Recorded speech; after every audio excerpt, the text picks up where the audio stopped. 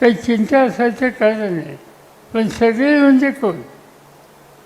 सगळे म्हणजे गांधी, नेहरू, चव्हाण यांचा विचार, फुले शाहू आंबेडकर यांचा विचार, हा जो सगळे म्हणत असेल तसे सगळे मला बांधून आहे.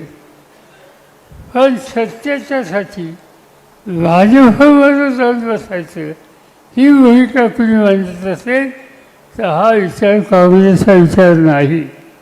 आणि त्यामुळं कुणाशीही संबंध ठेवा, पण भाजपशी संबंध हा काँग्रेसच्या विचारात असू शकत नाही.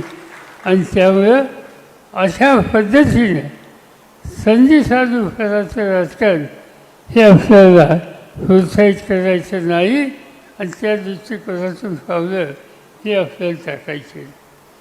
आज या मतदारसंघामध्ये म्हणजे असं चित्र होतं, लोकांना वाटत होतं की आता हा पक्षाला काही भविष्य आहे का नाही.